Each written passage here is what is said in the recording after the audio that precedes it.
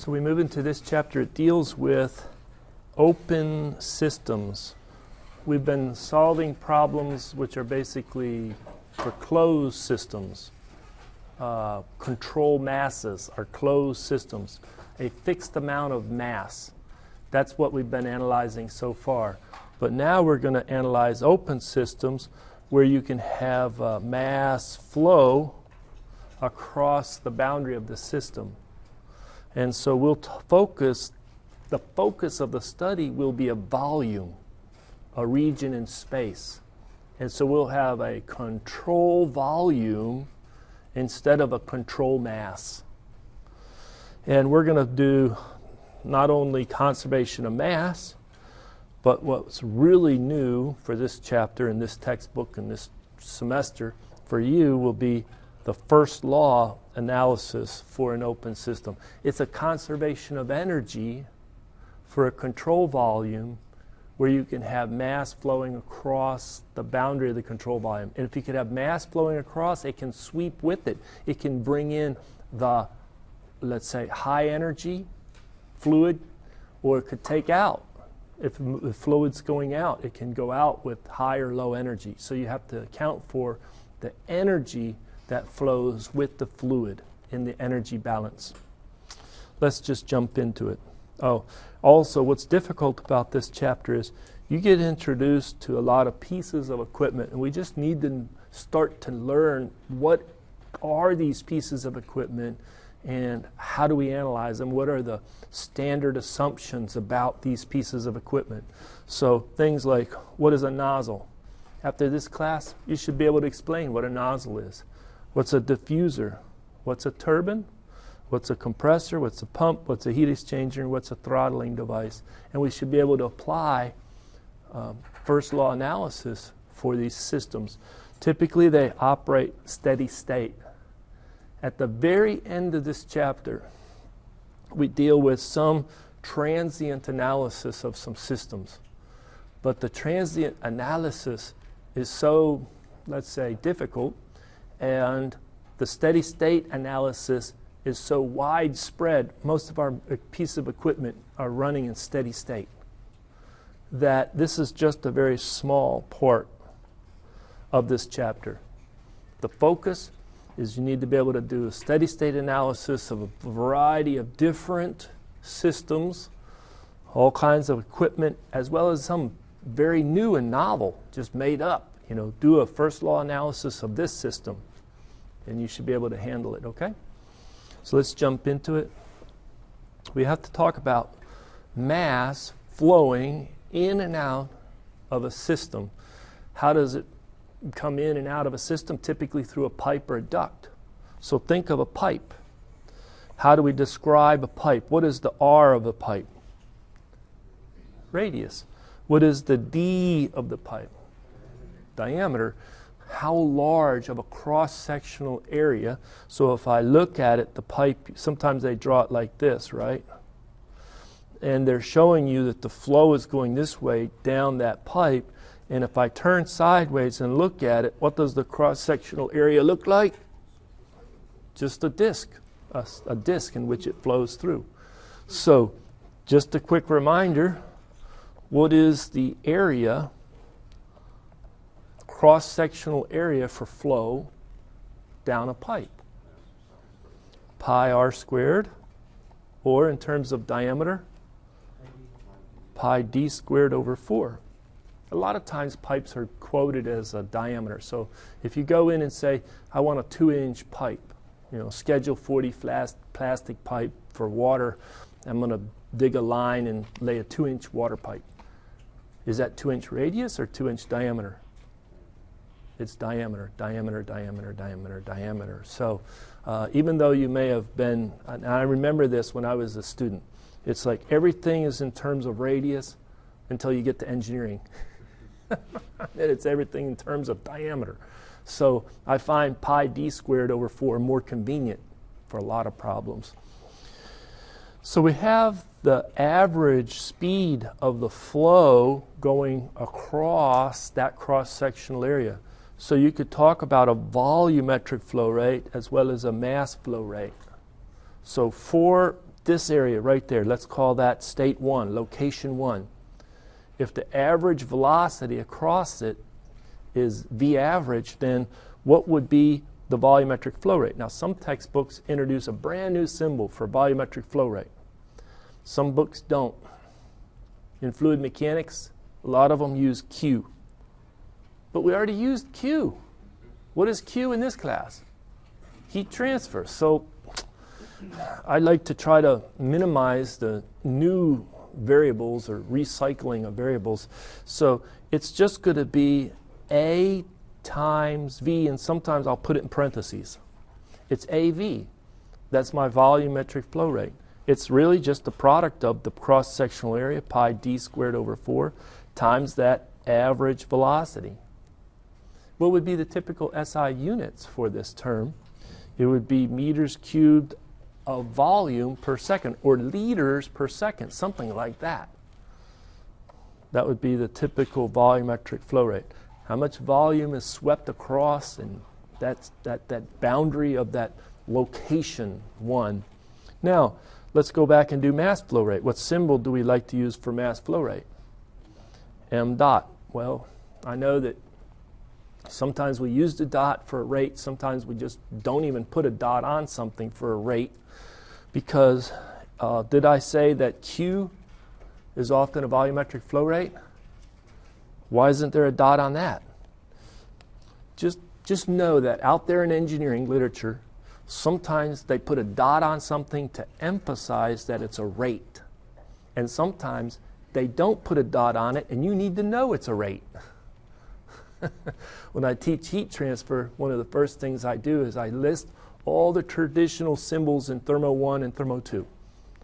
We used cap Q over here. What did it mean in Thermo 1? Now we're in heat transfer. Guess what? Cap Q means something different. How about this symbol in Thermo 1? How about this symbol in heat transfer? Different. So if you haven't had that experience already, you just have to be careful of what the terms are and what they mean. So sometimes you may not find something with a dot on it for mass flow rate. This textbook, mass flow rate, has a dot on it. Mass flow rate. So what is the mass flow rate in terms of the volumetric flow rate? Well, they're proportional. If I have more volume being swept, there must be more mass. How do what's missing in the equation? What do I put right here to make that equation work? Density. Or we are more familiar with the specific volume. Isn't 1 over the specific volume the mass density? So it's AV divided by the specific volume. That's the mass flow rate coming in. That's a good expression for the mass flow rate coming in. We're going to do conservation of mass for a control volume. You have to be clear about what is a control volume. Use a dashed line and make sure it's an enclosed dashed line. It's like a circle. It's a loop, right? Don't say, hey, there's my control volume. That's not a control volume. That's just a dashed line. But the dashed line enclosing a zone is a control. That's how you identify a control volume. Maybe you have an inlet pipe and you have flow coming in right here. Let's say this is coming in at state 1, and you have the mass flow rate coming in at 1. Maybe you have it coming in also at 2, m dot 2, and maybe you have flow out this pipe, m dot 3, and maybe you have flow out that pipe 4, m dot 4. Let me just say that a statement of the conservation of mass would be the rate of change of the mass in the control volume. What is that? That would be like how many kilograms per second is being accumulated, that would be positive, or depleted, removed, the net out of that control volume, that would be negative, is equal to the difference between the mass flow rate in at 1 plus the mass flow rate in at 2 minus the mass flow rate out at 3 minus the mass flow rate out at 4. So they'll say something like the sum of the m dots in minus the sum of the mass flow rates exiting. Inlet, outlet, inlet, exit, some subscripts like that. So you'll see sometimes a summation in the conservation of mass statement. Hopefully this is trivial. Hopefully this makes sense to you. Do the units all work out? What are the SI units for the term on the left? Kilograms of mass per second. How about here? Flow rate, kilogram per second. Flow rate, kilogram per second. They all work.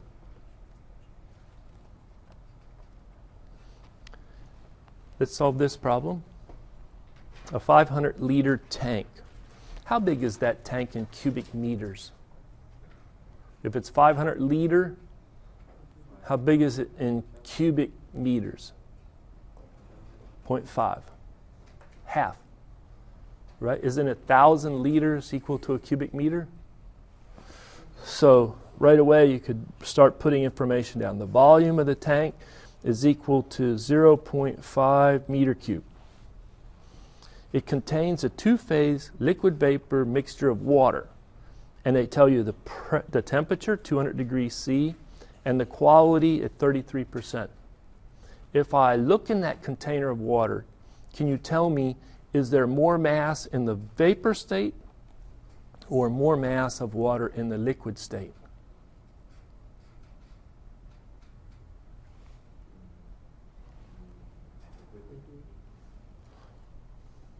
Is there more mass in the liquid state?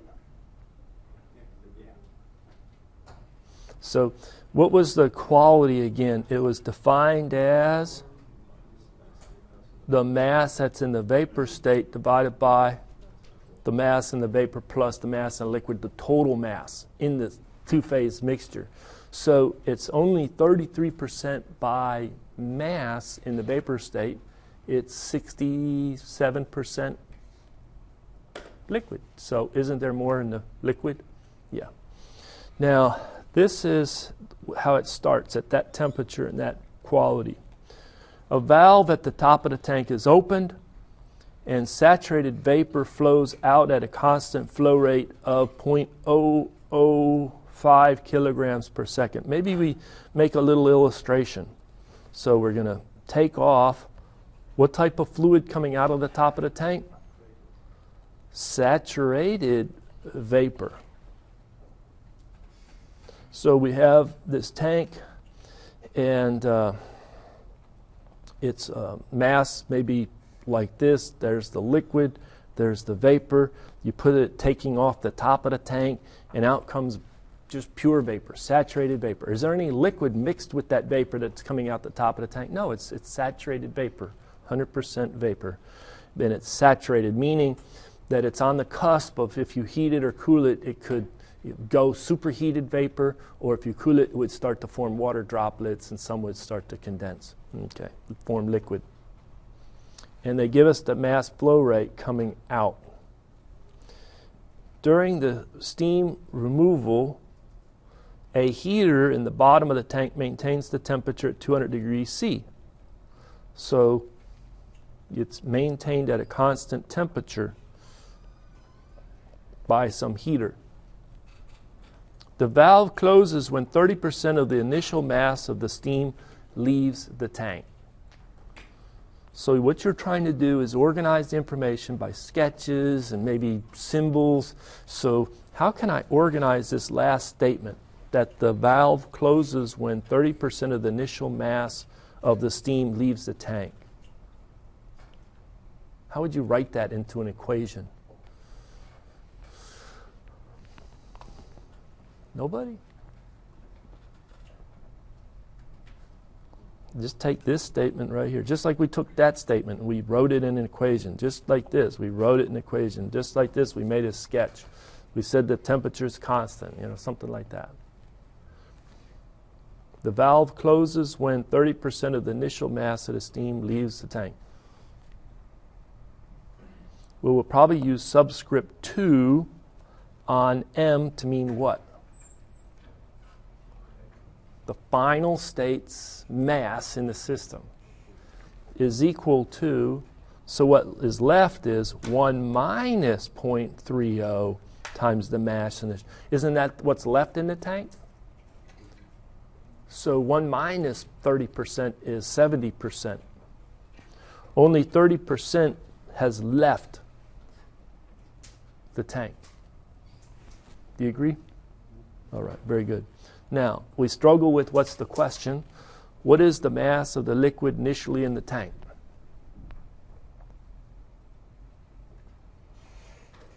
What symbol do we want?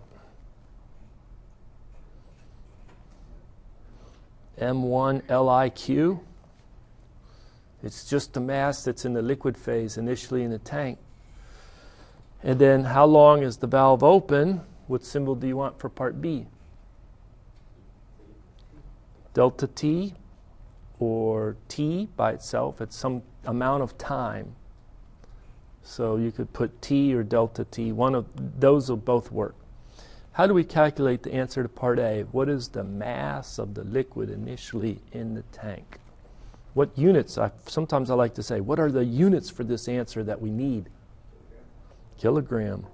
Over here, seconds. So how do I calculate M1 liquid? Yeah. So we have relationships between volume, specific volume, mass. We need to know that relationship.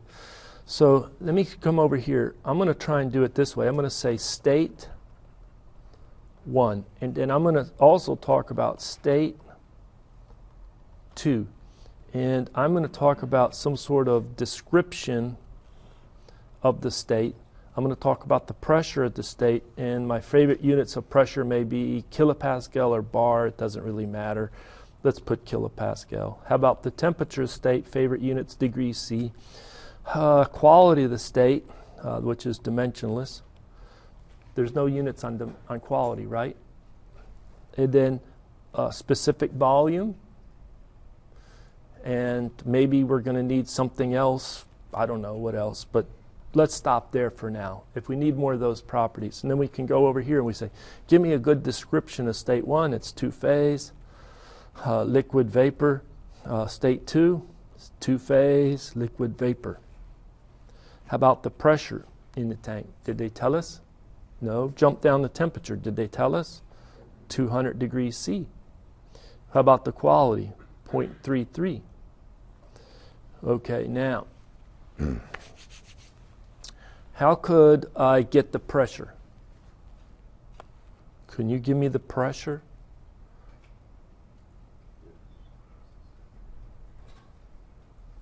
Yeah, you're going for the tool that's needed. What's the pressure and how do you get it?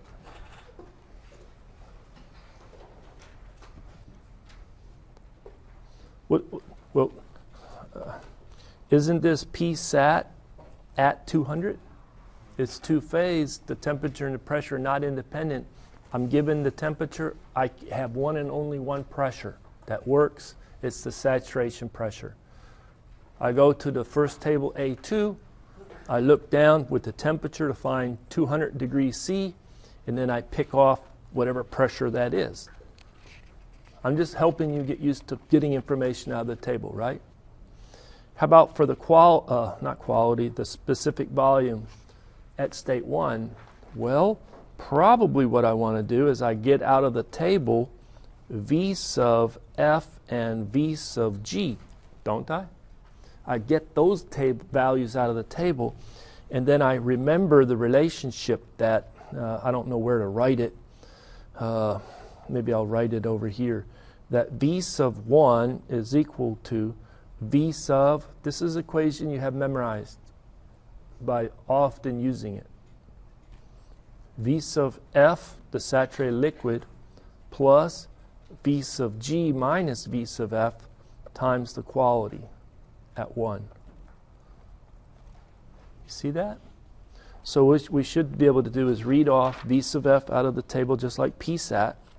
Read off V sub G out of the table, then make the computation that this is the specific volume. The specific volume at state 1. Once I've done that, how do I get the answer for the mass of the liquid in this tank, state 1? Well, you can calculate the mass total in the tank. Wouldn't that be the volume of the tank divided by the specific volume at state 1. Is that true?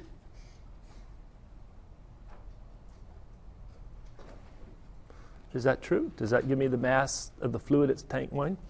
And then if I wanted the mass at state 1 that's in the liquid state, would it be 1 minus the quality at state 1 or the quality at state 1? Well, I forgot. What is the quality at state 1? That's the mass in the vapor state divided by the mass total. So 1 minus the quality is the mass in the liquid state divided by the mass total. Thumbs up if you follow that.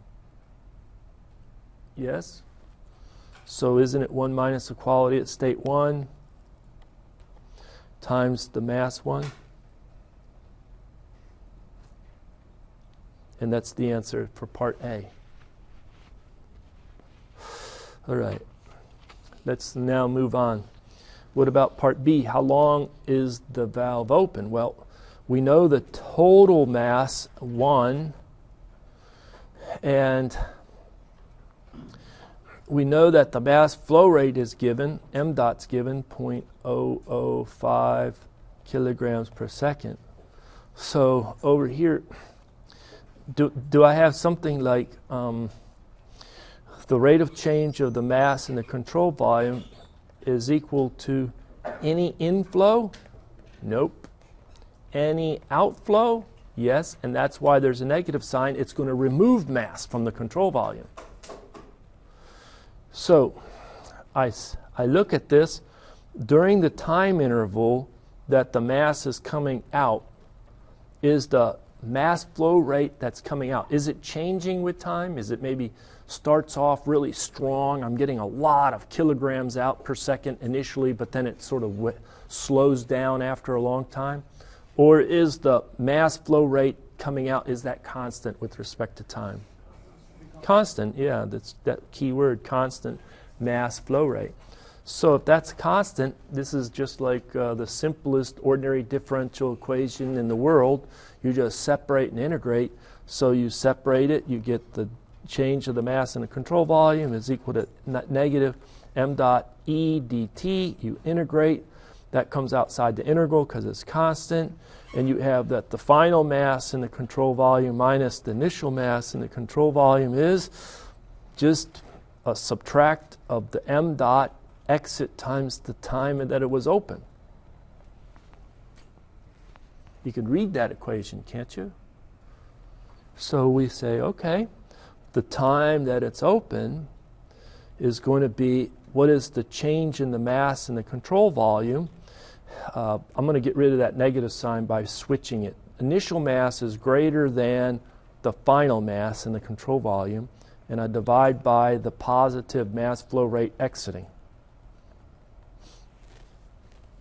But I strongly encourage you to work these problems as far as you can symbolically.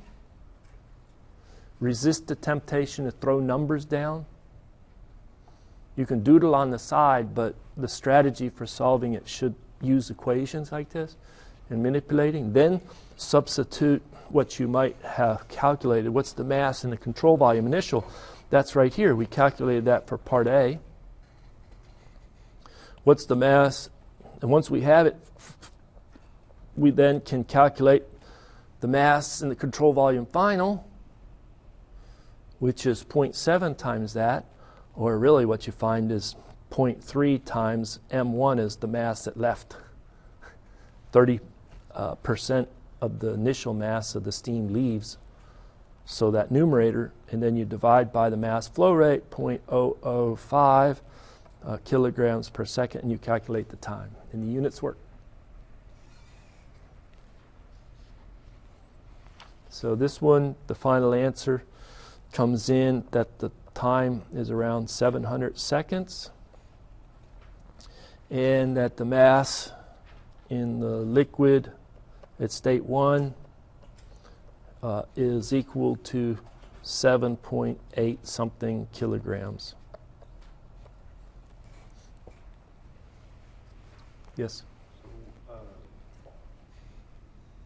you put it there 1 minus the 0.3, we can assume that's the MCV2. Yeah, yeah. Sometimes I have slightly different subscripts. It's the mass final in the control volume. It's like I used MCV2 or M2. And I noticed right down here I used M1 liquid or M liquid state 1. Either way, I mean, the order of the subscript to me is not as important for something like this. What is the idea? What does that subscript mean? Oh, it's the initial state. What's the LIQ mean? That's how much liquid that's how much liquid mass there is. Yeah. All right. Well, there's a number of problems that I've solved and posted out there before. This one I did, I don't know, you can take a look at it. It takes about 16 minutes to solve this problem. So in the interest of time, I know I resolve a lot of the same problems. Please look at the internet videos that I put out as well as read your textbook. But you can solve a problem like this and you can get a pretty complicated differential equation, and you can calculate something like the mass flow or the water height as a function of time goes down as the tank drains. So I encourage you to take a look at that problem. There's a number of conservation of mass problems out there. But as we move toward the main theme of this section, this chapter, is energy. So you're going to see a piston pushing mass in a pipe. So that's what we have right here. And that pipe may be the boundary of the entrance into a control volume. And so let me describe very simply the fluid displaced by a moving piston as it sweeps, in a pipe. So we have, what do we have? The A. That's the cross-sectional area, isn't it?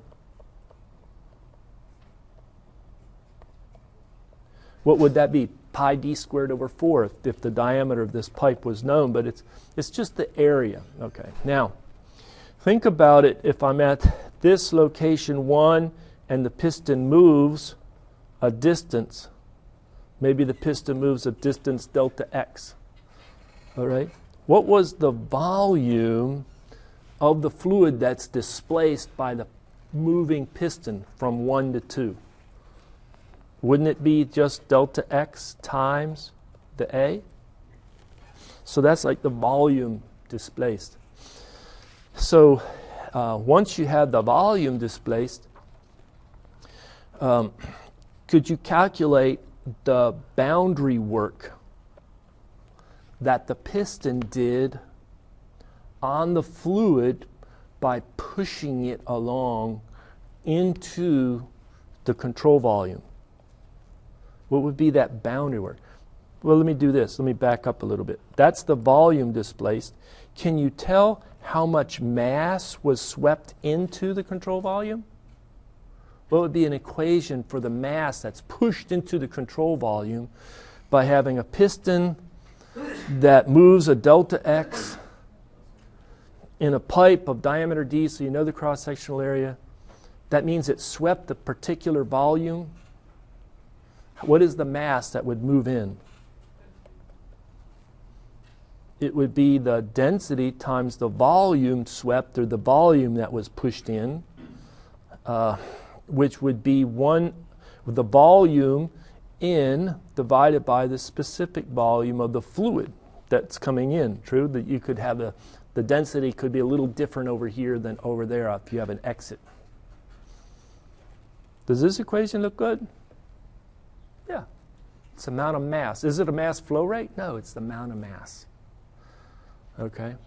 Now, if I start moving this piston at a particular speed, then I can talk about the mass flow rate, but let's leave it there for a minute. Let's do this one, though. That's the mass. What is that boundary work? What was our equation for boundary work?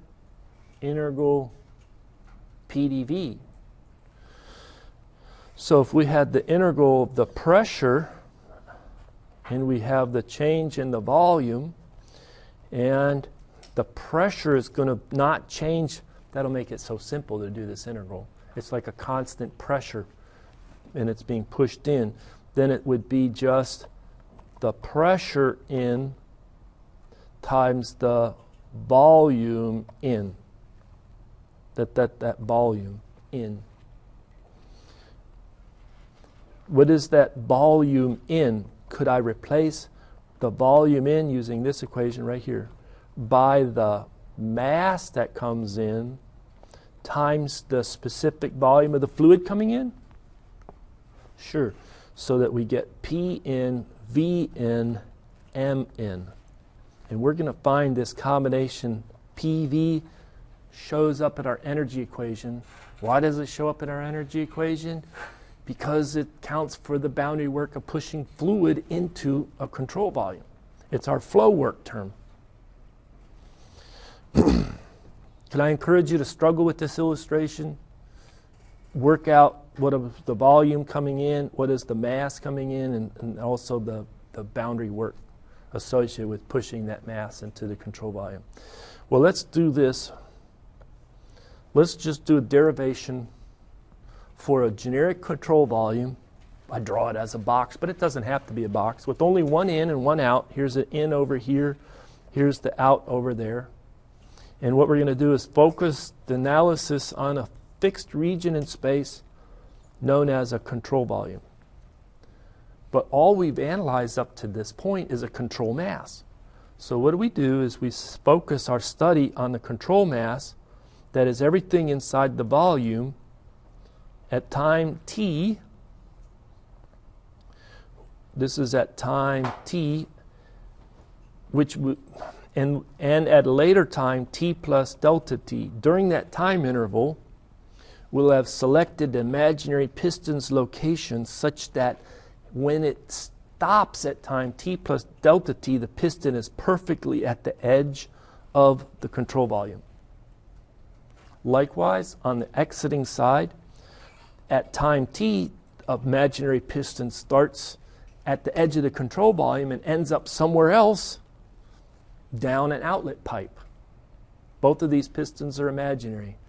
But what happens is our control mass has deformed. So this is our control mass at time t. This is our control mass at time t plus delta t. And we know how to do an energy balance for a control mass, and we start there and we can derive it for a control volume. What are we going to derive, Professor? You're going to derive something like this. The rate of change of mass in the control volume, that's only in this fixed region of space defined right there, is equal to the rate at which it flows in if you have one inlet pipe minus the rate at which it flows out if you have one outlet pipe. What would be the rate at which it flows in this inlet pipe? Well, you can relate it to the speed of the piston or just leave it alone. It's usually is something that's given as a mass flow rate. But okay. This is the equation. I can derive it on this clean sheet of paper. I've set it up, or I can show you by just saying, look, it's in the book. I've probably derived it in numerous videos already.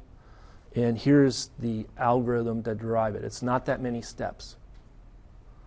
So which one? Do you want me to go back to my clean sheet of paper or just talk through it? Talk through it? Or go back to the clean sheet of paper? Which way? Talk through it? All right, because we're almost there. So not the clean sheet? Just do this. Well, look, what I already did was we talk about the control mass at time t. And think about the mass in the system and the control mass at time t is the mass that's in the volume plus what's going to flow in during the time step. And then what the mass going out. So what we have is we have the two masses that you really need to focus on, this inlet mass and this exit mass. All right. So what is our balance of conservation of mass for a closed system? It doesn't change. That's the key idea for a closed system. So we say, For the control mass at time t plus delta t, the mass in it has to be the same as the mass at time t. But the shape has been changed by the distortion, pushing in on one side, pushing out of the other side.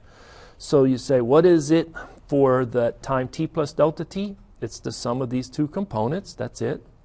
And what is it at time t? The sum of these other two components. Then you look at them and you rearrange the equation. You put this term over here, put that term over there, so they end up with minus signs. What is this step? What are they doing by this? Divide both sides by delta t. And then you recall from a class that you loved, calculus. You recall this relationship. The change in a function, so you have f of x plus delta x minus f of x divided by delta x in the limit as delta x goes to 0. What is it? Sometimes I've asked that question and I don't show them the answer, and I'll get half of the students who will tell me, you're going to divide by something that's going to 0? Delta x is going to 0. Am I understanding you right, Professor? Yes, I'm telling you, delta x is going to 0. So you're going to take something and divide it by 0? It's going to 0? It's infinity. It's undefined. It won't work. I said, what did you get out of Calculus 1? I don't know. They got money out of me. I had to pay the tuition. But from the fundamental theorem of calculus or some other theorem of calculus, that's the definition of the derivative. That's how you get the slope of the line. Isn't it incredible? df dx. Hopefully everybody in this room, if I would have done that cold, would have said, oh no, that's the definition of the derivative. From day one in calculus, we got that straight. Then we just differentiated functions ad nauseum until I was ready to just give up, change majors, something else, right? Calculus 1 was long class, long semester. All right, so then you just see that it turns this into a time derivative. This is a mass flow rate. How much mass flows in over the time step? That's just the mass flow rate in. And the mass flow rate out. That's all. You're bored. But guess what? When you do something really, really easy, then you're ready to do something much harder. And I already alluded to what is the boundary work when you're pushing fluid in and out, true? Now we need to do the conservation of energy for the generic control volume. It's the same setup. We focus on a region called the control volume, but we are able to apply the conservation of energy only to a mass so far. We want to derive how I can apply the conservation of energy to a volume, so I focus on that mass that initially looks like this at time t, but later in time it looks like this. It's been squished at time t plus delta t, and I have to do an energy balance, not a mass balance. But during that process, guess what can happen across the boundary of the control volume? I can have some heat coming in. What else can I have going across the boundary of the control volume? Work transfer out. Plus, we have the work boundary associated with the inlet flow and the boundary work associated with the exit flow. Given that you just wanted me to summarize the results for the energy, I suspect you probably just want to summarize the results for the mass. You want me to summarize it for the energy as well? Or not? It's bookkeeping. There it is. So, the difference is I need to talk about the energy that's in the control mass at the time t, which is a combination of the energy in the control mass at the control volume at time t plus, what is this? This is the energy that's in that part that's ready to come in. And I use a lowercase e sub I. What is that? It's a combination of our three modes: internal, kinetic, and potential energy. We're generalizing. We're making it very general. And then on the exit, you have the lowercase e. That would be the internal kinetic potential energy on the exit and the mass that's exiting. So I write down an energy statement. This is like the change in the energy is equal to how much heat comes in during the process 1 to 2. Well, how much heat comes in is the product of the rate at which it comes in a small amount of time, delta T, minus the work going out of that control volume, that's that W dot times dt.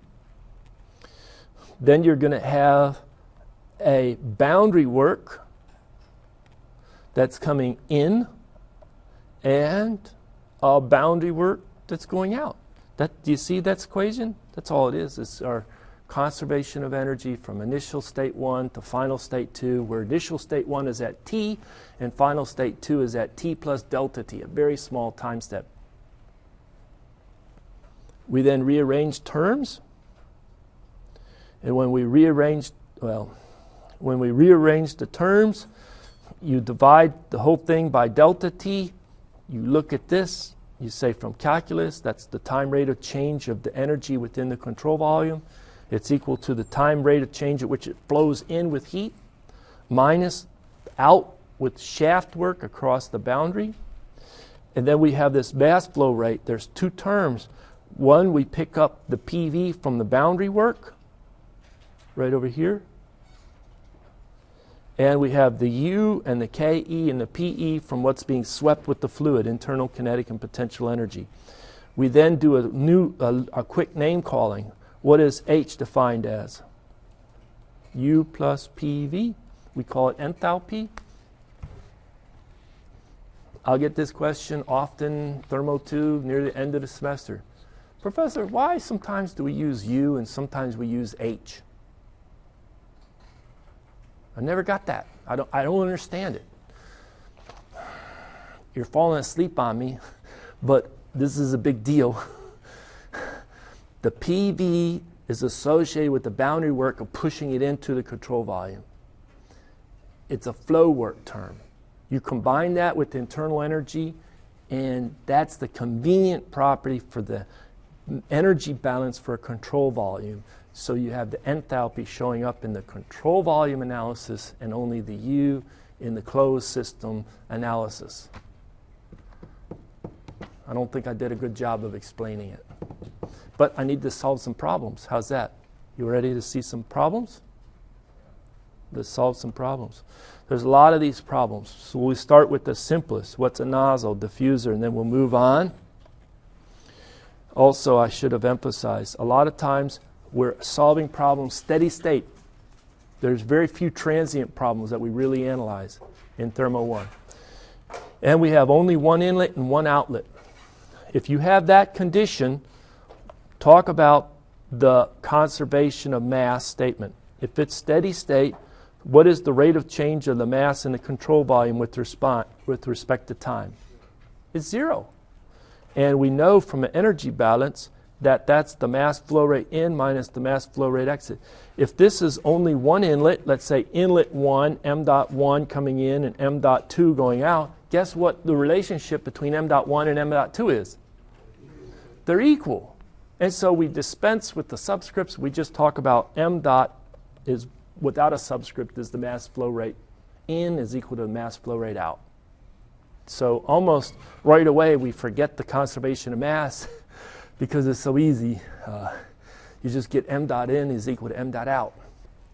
But then we have to apply the conservation of energy. So let's solve this problem.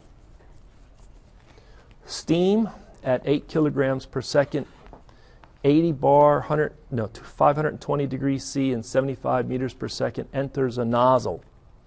And it exits at 60 bar and 500 degrees C. Assuming steady state operation, determine the inlet nozzle diameter and the exit speed of the steam. Well, what illustration do we sometimes draw for a nozzle? What does that illustrate? In the direction of flow, what's happening? The cross-sectional area is decreasing, isn't it? So that's a nozzle. What happens to the speed from inlet state 1 to exit 2 flow through a nozzle? What do you think happens to the speed of the fluid? Goes up. Kinetic energy goes up. All right. So let me do this. We have steam, so we know that it could be two-phase. We have to worry about changing phase, or it could be superheated. When they use the word steam, usually they don't mean liquid water. But it could be liquid water. But steam usually denotes that it's superheated. Let's continue on. So we're given that the pressure at 1 is equal to 80 bar. And the temperature at 1 is equal to 520 degrees C. And the speed at 1 is equal to 75 meters per second. They give us the mass flow rate, which is 8 kilograms per second, which is inlet equal to outlet because of the conservation of mass done. The exit is 60 bar, and the exit temperature is 500 degrees C. Can you tell what is the condition of the steam at the inlet? You got to look it up, right? And so if you look it up, what do you get? It's superheated vapor or saturated vapor? Is it superheated? Are you in the superheated steam table? Yes. It'll be superheated. Perfect. So we conclude that it's superheated, and if we needed to, we could get the specific volume at state 1. Can you tell me what the specific volume of the steam, 80 bar? It's going to be 0.04313 meters cubed per kilogram. Let me pause. Does anybody else find that number? One, yes. Confirmation. Anybody else? Yeah. 2? Anybody? Let's get some more numbers. Everybody should be able to get that number. Can you find it? It's 80 bar. It's 520 degrees C, 0.04313 meters cubed per second. All right, after you solve a few of these problems, you kind of know the pattern. While you're there, get H1. All right. While we're in the steam tables, let's take a look at state 2. Can you describe state 2? Is it superheated? Yeah, it's superheated. So sometimes I'll make a little indication, it's superheated in both states. Can we get V2?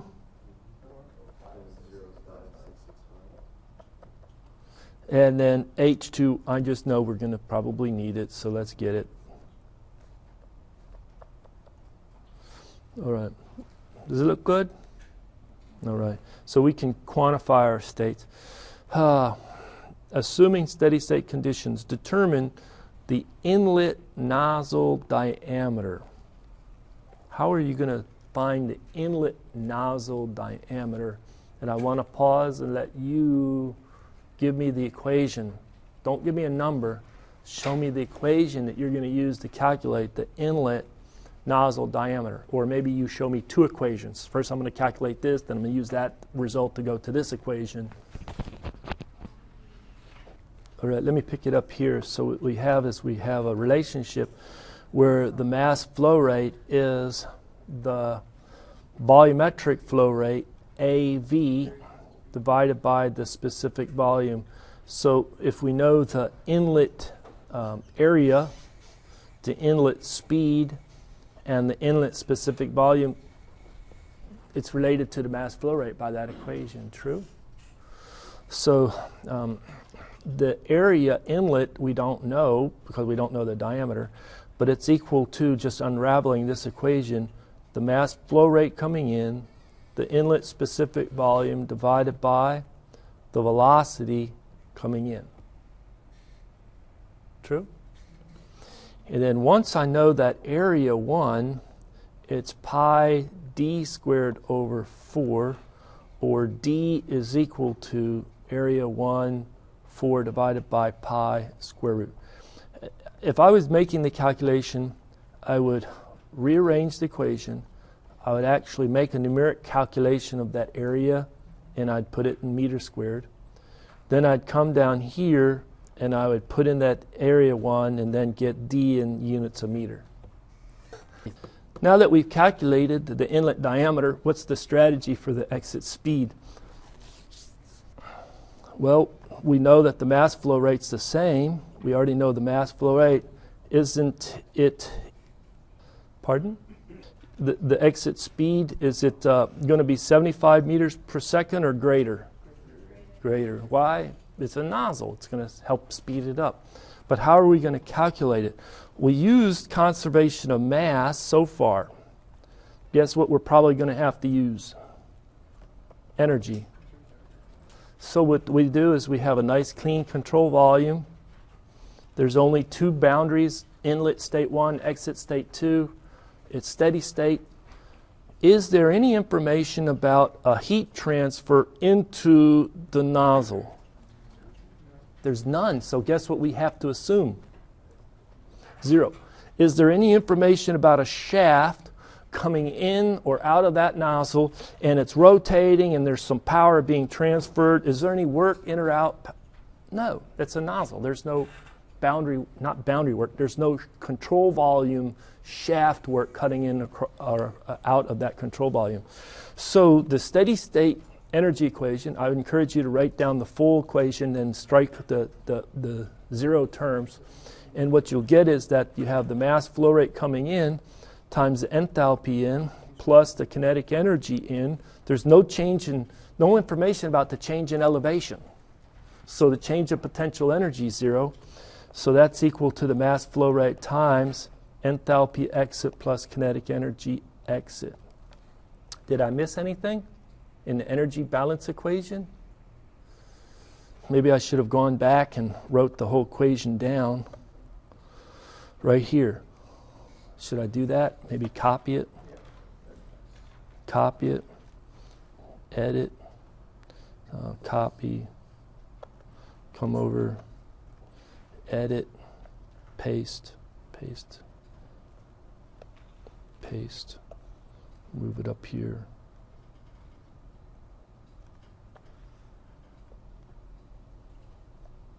Yeah. All right. So let me get rid of this. There's my energy balance. It's steady state. That's why that term is 0. True? There's no heat transfer across the boundary of control volume. There is no shaft work across the boundary of control volume. There's only an inlet and an exit mass flow rate. We can just drop the subscripts and actually cancel them on both sides. There's negligible change of potential energy. No information's given. So it all boils down to the inlet enthalpy plus the inlet kinetic energy is equal to the exit enthalpy plus the exit specific kinetic energy. So we have that exit kinetic energy is equal to the inlet kinetic energy plus enthalpy inlet minus enthalpy exit. Substitute for 1/2 V2 squared equal to 1/2 V1 squared plus H1 minus H2. So V2 is equal to V1 squared plus 2 H1 minus H2, all quantity square rooted. Make sense? Do you want to memorize this equation? No. Do you want to be able to reestablish that equation? Maybe next time they add a little heat transfer. They say it's not adiabatic. There's some cooling happening. Or there's some heating happening. Then you have to account for the heating or the cooling in the energy balance equation. Is there a reason why the temperature changed from 520 to 500? There was no heat. That's a good point. There's no heat transfer, yet we have a temperature change. There's a pressure change. That's exactly it. Actually, what's happening to the steam, put your two hands together and think about the specific volume, 1 kilogram of steam. As it goes through there, it's speeding up. Is it expanding? The steam, does it expand? Look at the specific volume numbers, 0.04 to 0.056, blah, blah, blah. What happens to the specific volume? It expanded a little bit, didn't it? And so as the steam expands, drops to a lower pressure, what do you think the temperature is going to do? It's going to change a little bit, and it dropped a little bit. I made up this problem. I think it obeys the second law of thermodynamics. I think it does. I think there's some irreversibility here. But we could check the second law to see if it's physically possible. From an energy point of view, it definitely is possible. I think also from a second law, it's still possible. Calculate the exit speed V2, please. And because I'm asking you to do something, what do you suspect? That some students may make an error. So I'm going to pause and walk around and hopefully see how many can do this correctly.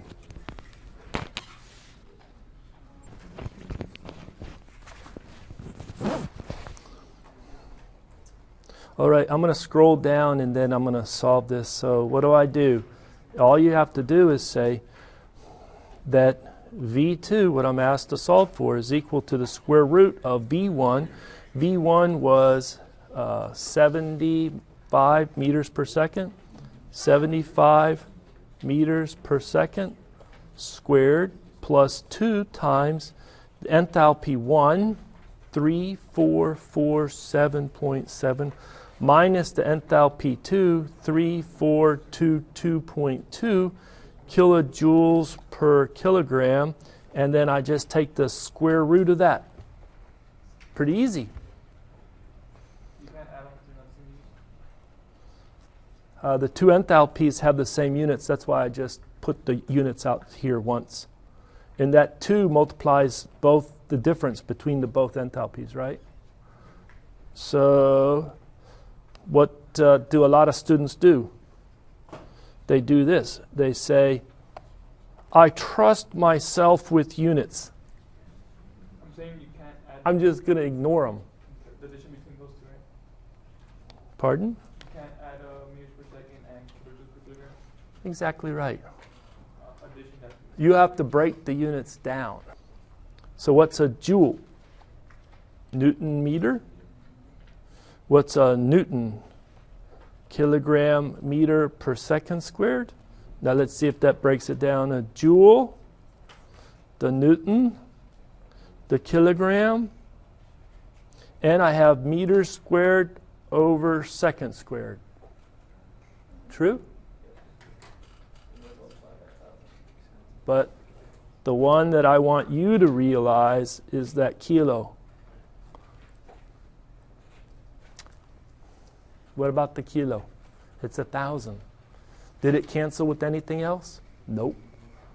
So it's a very common mistake is the people be off by 1,000 in the calculation. It's hard to see.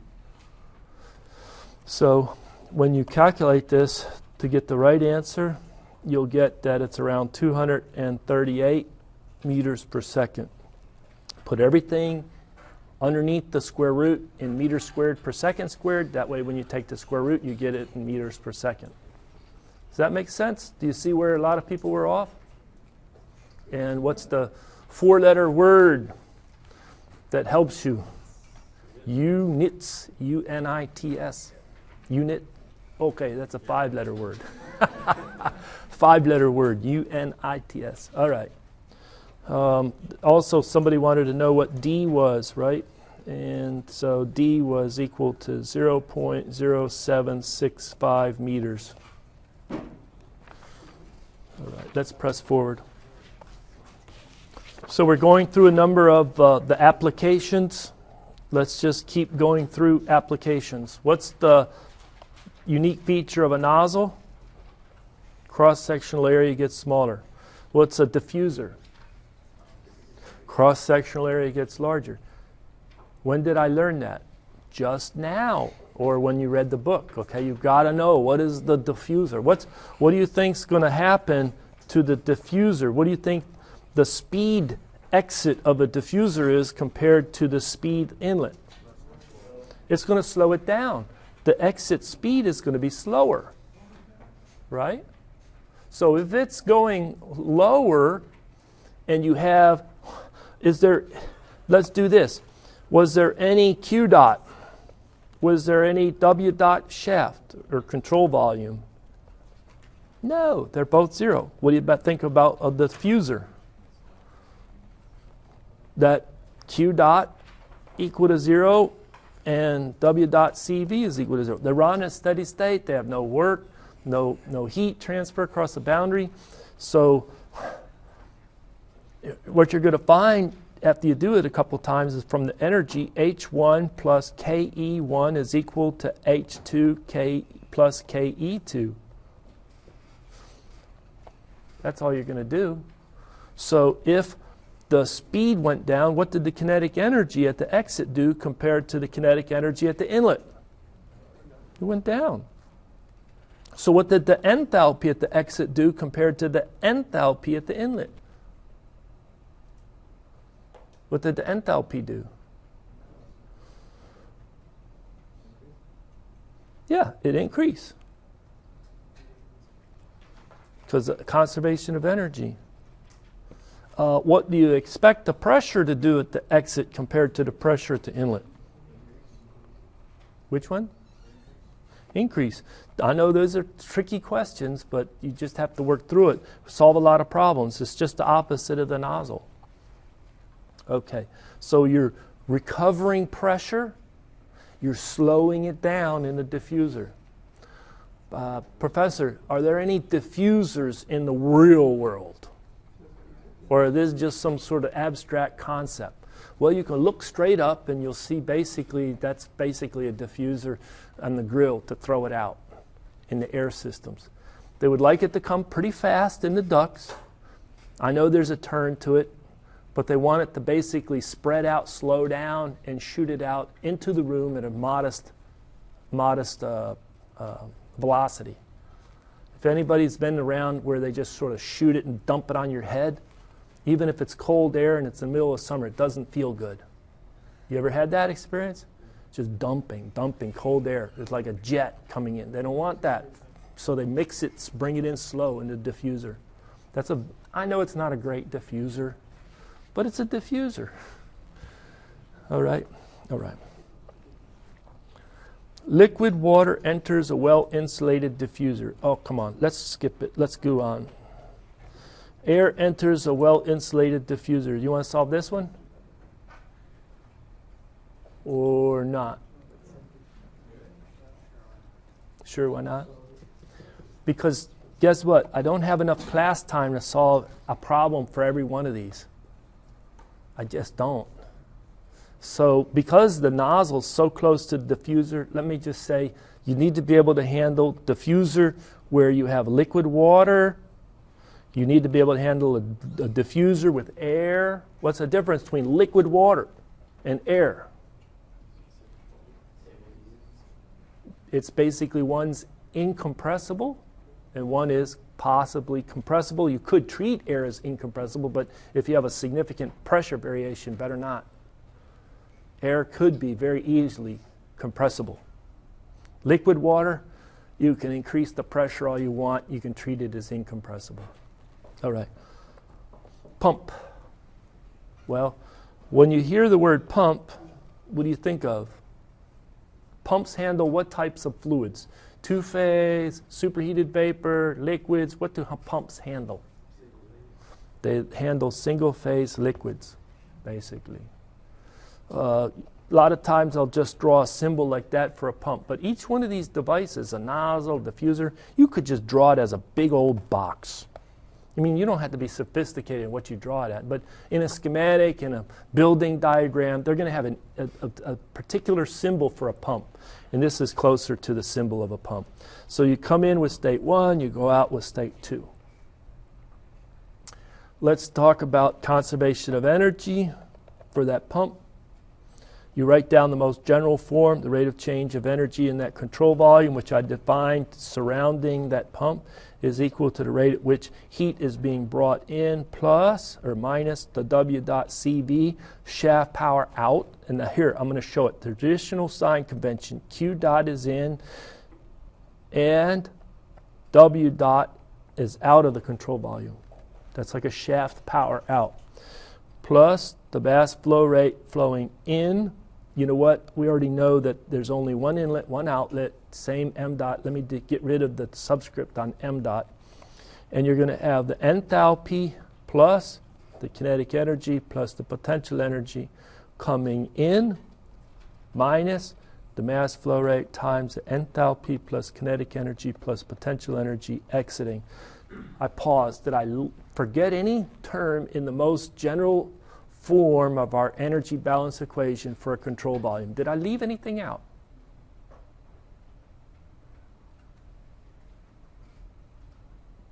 Does it look good? If it's steady state, which term is zero? And why? Well, I saw the professor strike that term so often. I really don't understand why he strikes it, but I'm going to strike it too. No. Steady state means things don't change with respect to time anymore.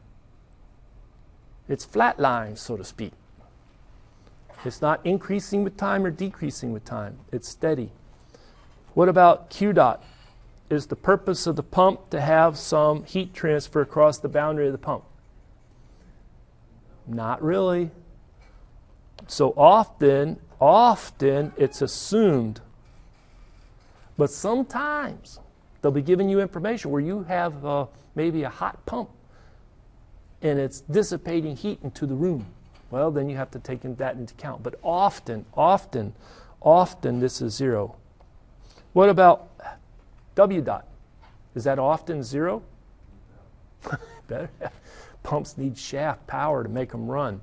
Actually, using this sign convention where this is positive coming out of the pump, what do we know about this term right here? It's positive or negative? It's negative. So we have a negative. I like to just dispense with it, change the direction of the arrow, and put a positive W dot in to a pump. And it really confuses students. But it's just like in statics when you had a free body diagram and you had this object and here's your XY coordinate system and you said, you know what, here's a force and I'm going to put it in that direction. F1 is in that direction. He said, hold it. All of my forces, I have F1 equal to F1x in the I and F2y in the j. I need it to be in the positive. And it doesn't need to be. You can actually put the assumed direction of your force on your free body diagram and treat it that way. And if it comes out positive, you guessed the correct direction of the force. If it comes out negative, it just means it's in the opposite direction that your free body diagram showed it to be. True? Same thing in thermodynamics. We have a traditional sign convention. You can every now and then break it. Go on your own. Draw your own diagram and say this is positive in instead of positive out. But for now, you'll say that this is a negative, but you know you're going to take in the energy balance a negative of a negative or subtract the negative, and boom, you're going to have a positive entity. All right. We said that these two mass flow rates are the same. Talk about the change in the potential energy for a pump. Often, there's not much elevation difference between the inlet and outlet of a pump. Put a really small control volume around the pump, just right from inlet to outlet, maybe it rises 3 inches. It's negligible, often negligible.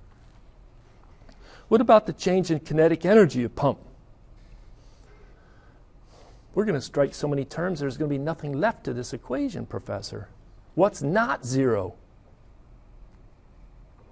Is the pump, bringing it in at one speed and throwing it out at a different speed that's so different that I have a significant change in the kinetic energy across the pump? Let's say this pump is bringing in liquid water, and I'm going to say that it's a 2-inch diameter pipe coming in and a 2-inch diameter pipe going out. Often, there's very little difference in the diameter of the pipes. If there is, the inlet's slightly larger than the outlet. But often they're about the same. Let's treat them the same.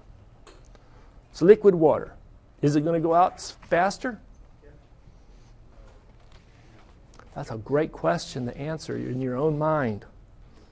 I know I heard some students participating, and thank you for doing that. I feed off of your feedback. And when you sit there and just stare at the screen blank, I need that feedback. Thank you for the feedback. But everybody needs to answer that question. Is there a significant increase in the speed of the liquid water through the pump? And I'm going to pause and walk around, and you say yes or no on your paper, okay? I really want everybody to answer this. What do you think? I know some students got it right.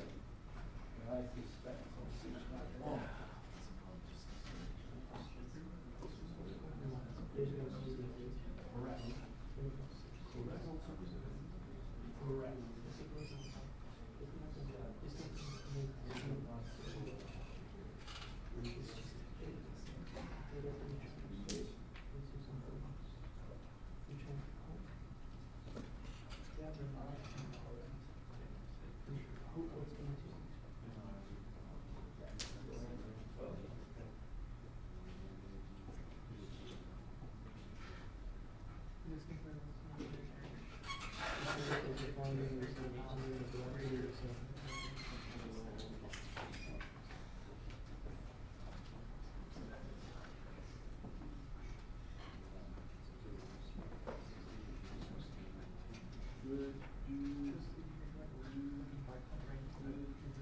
Pretty much everybody's got it.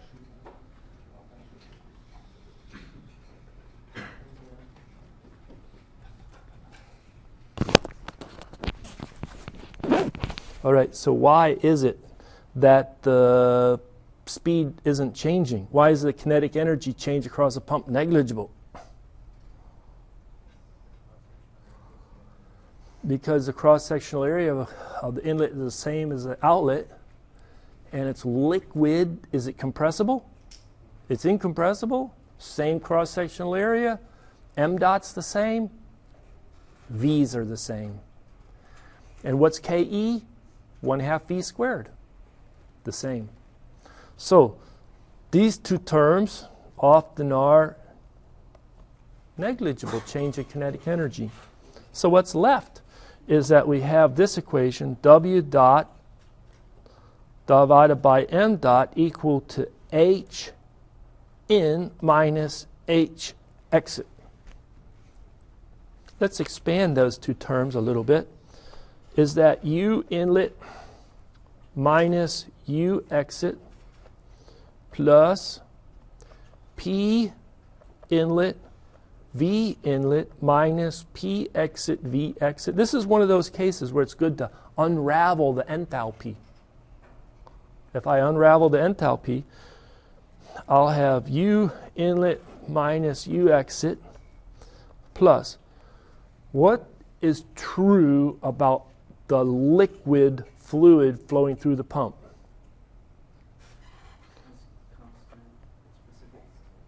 Are those about the same? The specific volume inlet is equal to specific volume exit? Exactly. So we'll put V, P inlet minus P exit. And then I look at this equation because some people say change in enthalpy. That's not very relevant to me. I don't have a good grasp of enthalpy yet. But here, the change in the internal energy or the change in pressure, which one do you think really went up? The pressure changed. The pressure changed.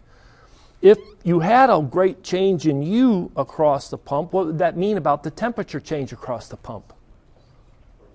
It would have gone up a lot too, or changed a lot. But a pump doesn't make things hot. It's not supposed to make things hot. It's supposed to take the liquid and boost the pressure. So right away, guess what is often negligible? The change in U related to the change in temperature. It's negligible. The fact is you put energy, shaft work, into the pump to do what to the pressure of the fluid? bring it up. To bring it up. Now, let me rewrite this equation. So, negative W dot CV divided by M dot. Why did I put a negative? Just to make, I want to talk about the positive work into the pump, is equal to the pressure gain E minus pressure exit. So that's the pressure gain across the pump times the specific volume. That equation, I like it. It's so readable. It's so easy to understand. True? And it all comes from the conservation of energy. So this term is going to be a negative. Then you'll have a negative, negative, positive, indicating a positive pressure increase. All right. Ready to press forward? Saturated liquid water at 19 degrees C and 2.5 meters per second enters a pump in a 7 centimeter diameter pipe. The water exits at 50 bar, 20 degrees C, through a 7 centimeter diameter pipe. Assuming steady state operation, determine the mass flow rate of the water, the exit speed of the water, and the power required to drive the pump. Should I let you work on it? You got 15 minutes and you can turn it in for points? Or not? Let's turn it in for points. All right? Just like I graded that one and turned it back. You have to supply the paper, sorry. See how far you can get. I'm going to shut this down for the day, so I'm going to, it'll break up your screen for a minute. But copy the information down and then I'll terminate the recording.